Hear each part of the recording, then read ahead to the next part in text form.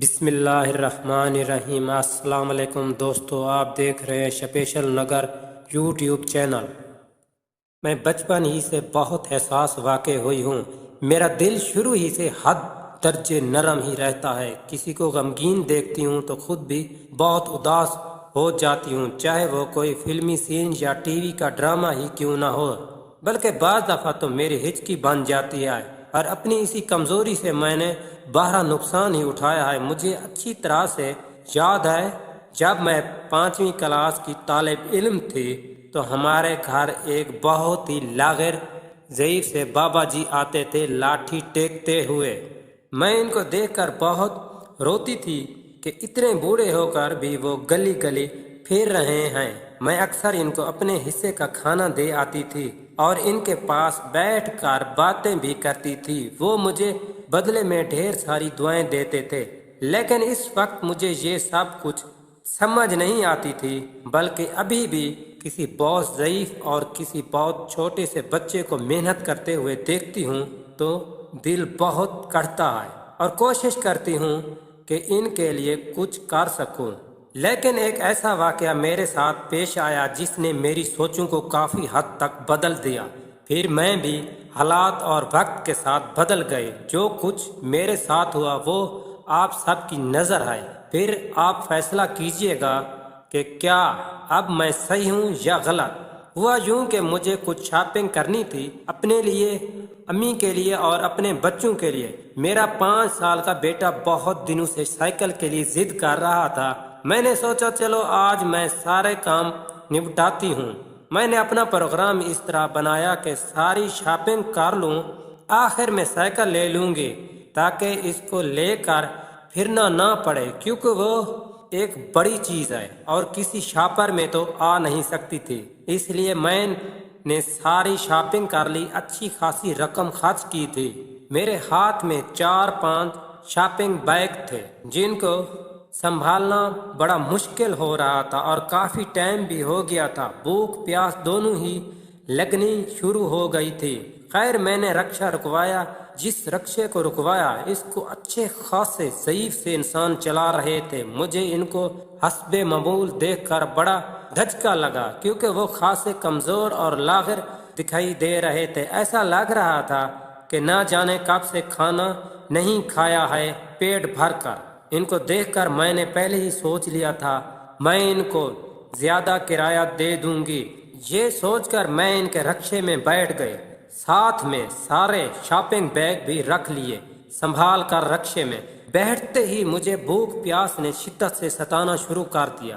میں نے ایک برگر والے کی شاپ پر رکشا رکوایا۔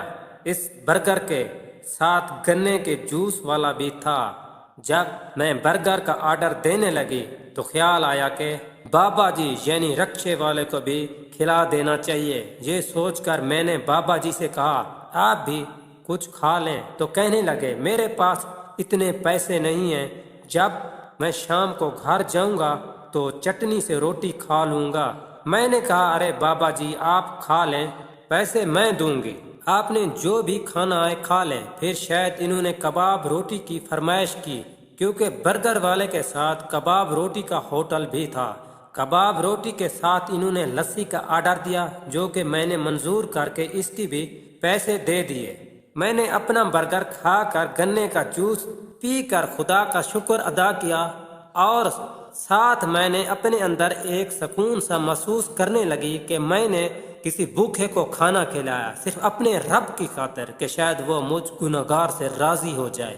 آپ سوچ رہے ہوں گے کہ لو یہ کون سی کمال کی بات ہے، یہ تو کوئی بھی کر سکتا ہے، لیکن اصل بات تو آگے چل کر شروع ہوگی، پھر آپ کو بھی افسوس ہوگا۔ خیر کھانے پینے سے جب فارغ ہوئے تو میں نے بابا جی سے کہا اب آپ مجھے سائیکل مارکیٹ لے چلیں، پھر وہاں سے سائیکل لے کر آپ مجھے گھر چھوڑ دیجئے گا۔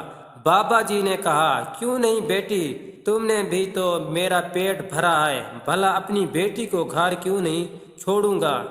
یہ کہہ کر انہوں نے رکشا سائیکل مارکیٹ کی طرف موڑ دیا۔ 15 منٹ کے بعد ہم سائیکل مارکیٹ میں موجود تھے اور وہاں ان کو جب میں نے کھانا کھلایا تو مجھے اپنے اندر بڑا سکون محسوس ہوا۔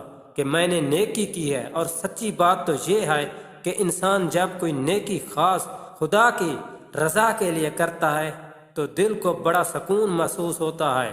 مجھے بھی بس ایسا لگ رہا تھا، لیکن مجھے کیا پتا تھا کہ یہ سکون عارضی ہے۔ خیر، جب سائیکل کی دکان پر رکشا رکوایا تو میں نے سوچا کہ میں سائیکل لینے کے لیے اتروں گی تو ساتھ میں شاپنگ کے شاپر ہیں، مسئلہ بنے گا اور سائیکل خریدنا مشکل ہو جائے گا۔ یہ سوچ کر میں نے بابا جی سے کہا، کیا میں اپنا سامان رکشے میں چھوڑ دوں؟ جتنی دیر میں سائیکل لوں گے آپ میرے سامان کا خیال رکھنا، بس صرف 10 سے 15 منٹ لگیں گے، آپ کو کوئی مسئلہ تو نہیں ہوگا؟ ارے نہیں بیٹی، کوئی مسئلہ نہیں ہوگا، تم اطمینان سے سائیکل خرید لو، سامان کی فکر مت کرو، وہ میں دیکھ لوں گا۔ مگر مجھے تھوڑی پریشانی ہو رہی تھی۔ کچھ بھی ہو، ہر کسی پر اعتبار کرنا نہیں چاہیے، اور پھر سامان اچھی خاصی رقم کا تھا۔ بابا جی نے جب یہ دیکھا میں تھوڑی پریشان ہو رہی ہوں اور سامان چھوڑ کر جانا نہیں چاہ رہی تو وہ بولے، ارے بیٹی، تم نے ایک بھوکے انسان کو کھانا کھلایا، پانی پلایا، کیا وہ تمہارے ساتھ کوئی دھوکہ کر سکتا ہے؟ میں اس عمر میں ایسا کوئی غلط کام کر کے خدا کو ناراض نہیں کر سکتا۔ جو بیٹی سائیکل خرید لو اور سامان کی طرف سے بے فکر ہو جاؤ۔ بابا جی کے اس طرح کہنے پر میں نے سوچا کہ شاید وہ ٹھیک کہہ رہے ہیں، اور یہی میری سب سے بڑی بھول یا میری سادگی تھی۔ میں نے ان پر بھروسہ کر لیا، سوائے پرس کے۔ میں نے باقی سارا سامان رکشے میں چھوڑا اور سائیکل لینے اندر شاپ پر چلی گئی، البتہ ذہن نشین کر لیا کہ رکشا کہاں پر کھڑا ہے تاکہ واپسی میں کوئی مسئلہ نہ ہو۔ خیر، میں نے 15 منٹ میں سائیکل خریدی اور بہت خوش تھی کہ اپنے پیارے سے بیٹے کی خواہش پوری کر دی۔ زیادہ بڑی سائیکل نہیں تھی، خود ہی ہاتھ میں پکڑ کر دکان سے باہر آئی اور تھوڑا سا چل کر جب نظریں دوڑائی تو رکشا نظر نہ آیا۔ میں نے سوچا کہ شاید میں جگہ بھول گئی ہوں گی۔ پھر میں نے چاروں طرف نظروں کو دوڑایا، لیکن مجھے میرا مطلوبہ رکشا نظر نہ آیا۔ میں تھوڑا اور آگے کی طرف بڑھی اور رکشے کو ڈھونڈنا شروع کیا۔ رکشے تو وہاں بہت سارے تھے، لیکن میرے والا رکشا تو نظر ہی نہیں آ رہا تھا۔ میں نے دوبارہ اس علاقے کو اچھی طرح سے دیکھا، لیکن وہ شخص وہاں سے غائب ہو چکے تھے۔ 4-5 بار میں نے ڈھونڈا، آس پاس کے لوگوں سے پوچھا، دکان والوں سے بھی پوچھا، لیکن وہ بابا جی رکشے سمیت غائب ہو چکے تھے، اور پھر ہر کوئی وہاں پر اتنا مصروف تھا کہ کسی نے کوئی خاص توجہ ہی نہ دی۔ میرا دل اس وقت ایسا دھڑک رہا تھا جیسے کہ باہر ہی نکل آئے گا۔ مجھے یقین ہی نہیں آ رہا تھا کہ ایسا بھی ہو سکتا ہے۔ کیا اتنی جلدی کسی کی نیت خراب ہو سکتی ہے؟ کیا کوئی بھی ارادے اتنے اچانک تبدیل کر سکتا ہے؟ وہ بھی ایک بوڑھا اور کمزور سا لاغر شخص۔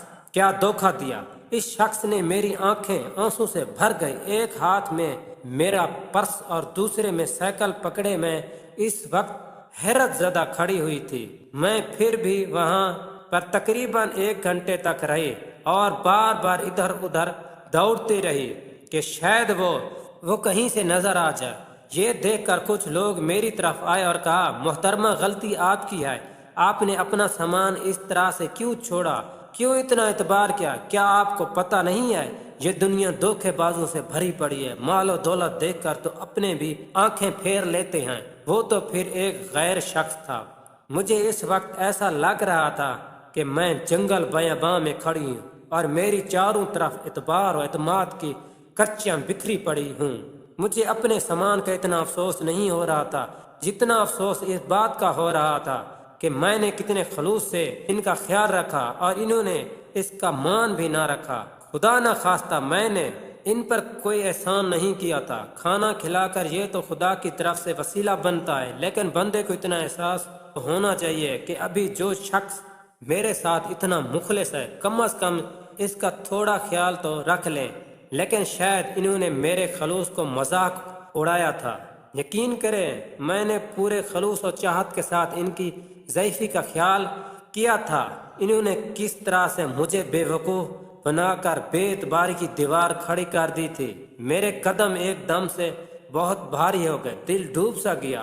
ڈھیلے ہاتھوں پیروں کے ساتھ دوسرا رکشا رکوایا اور بہت ہی دکھی ہو کر رکشے میں سوار ہو گئے۔ چہرہ بالکل زرد سا ہو گیا، سوچ سوچ کر دماغ شل سا ہو گیا۔ جب رکشے والے نے بار بار پوچھا کہاں جانا ہے تو میں نے غیب دماغی کے ساتھ اپنے علاقے کا پتہ بتایا اور رکشے سے ٹیک لگا کر بیٹھ گئی۔ بار بار آنکھوں سے آنسو گرتے رہے، سارے راستے آنسو کو خشک کرتی رہی جو کہ رک ہی نہیں رہے تھے۔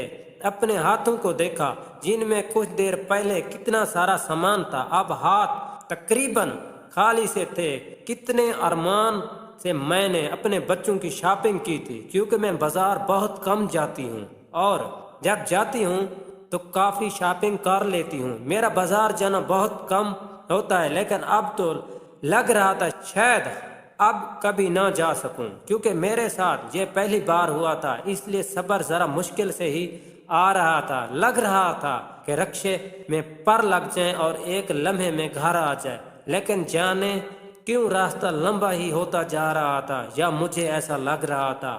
بڑے ڈوبتے دل کے ساتھ گھر میں داخل ہوئے، سب سے نظریں ملاتے ہوئے عجیب سا لگ رہا تھا۔ اپنے لٹنے کا غم، اپنے خلوص کو بے مول ہوتے دیکھ کر دل کو صبر ہی نہیں آ رہا تھا۔ سامنے ہی میرے بچے اور امی کھڑی ہوئی تھی۔ میرا اترا ہوا چہرہ دیکھ کر میری امی گھبرا گئیں اور پوچھا، ارے کیا ہوا ہے؟ چہرے پر 12 کیوں بجے ہوئے ہیں؟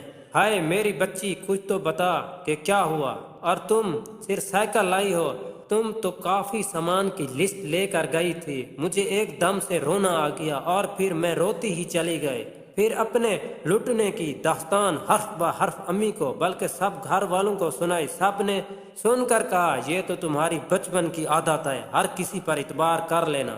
پہلے کی بات اور تھی، اب دور بہت بدل گیا ہے، لوگوں کے انداز اور ارادے سب بدل گئے ہیں، انسان کے اندر سے انسانیت ختم ہوتی جا رہی ہے۔ اب تو یہ زمانہ ہے کہ کسی کے ساتھ کوئی نیکی ہی نہ کی جائے، الٹے نیکی گلے ہی پاٹ جاتی ہے۔ اب تم ہی یہی دیکھ لو، تم نے کتنے خلوص سے بابا جی کا خیال رکھا اور انہوں نے کتنے بھونڈے طریقے سے تمہارے خلوص کو ٹھکرا دیا۔ وہ کتنے دن اس سامان سے اپنی ضرورت کو پورا کریں گے، کتنے دن سے فائدہ اٹھائیں گے؟ یہاں تو وہ کچھ دن اس سے مزے کر لیں گے، خدا کے ہاں تو ہمیشہ ہی اس کی سزا پاتے رہیں گے۔ ان سب کی باتیں میرے دل کو بدل رہی تھی اور دماغ میں پیوست ہو رہی تھی۔ اب زمانہ اور زمانے کے دستور سب کچھ بدل گیا ہے۔ اب انسان نہیں رہا، وہ خود غرض اور مفاد پرست ہو گیا ہے۔ بہرحال اب میرا مائنڈ پہلے جیسا نہیں رہا، یا مجھے عقل آ گئی ہے، جو بھی ہو اس واقعے سے اتنا ضرور ہوا کہ میرے دل میں دراڑ پڑ گئی ہے۔ کسی کے ساتھ نیکی سوچ سمجھ کر ہی کرنی چاہیے۔ اور ہاں، میں نے پھر بھی بابا جی کو معاف کر دیا ہے، کیونکہ ہمارے انبیاء کرام تو بڑے بڑے جرم معاف کر دیتے تھے۔ خدا کے لیے وہ اتنے بڑے اور عظیم انسان تھے، جب وہ اتنے عظیم ہو کر معاف کر سکتے ہیں، ہم تو پھر ایک معمولی سے غلام، ہماری کیا اوقات کہ ہم ان کی برابری کریں، لیکن کم از کم ان کی اچھائیوں کا تو مان رکھ سکتے ہیں۔ جائیے بابا جی، میں نے آپ کو اپنے بچوں کے صدقے میں نے معاف کیا، خدا بھی آپ کو معاف کر دے، آمین۔